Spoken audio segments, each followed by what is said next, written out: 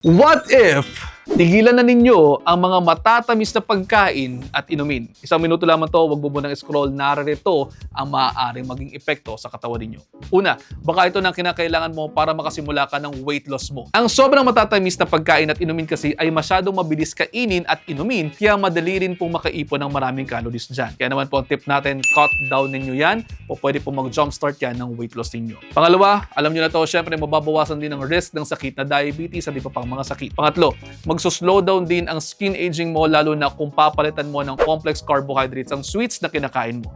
Pangapat, pwede rin pong mawala ang inyong sugar cravings. Panglima, bababa ang risk ng depression at cognitive decline. And lastly, your heart and your brain may be healthier. Kaya po beneficial yan para sa inyo, pero hindi ko naman sinasabing huwag na kayong kakain ng kahit na anong mayroong carbs. Bawas lamang po. Okay? At ayun, almost 1 minute na to. I hope you're all 1 minute wiser. See you next time. Ingat.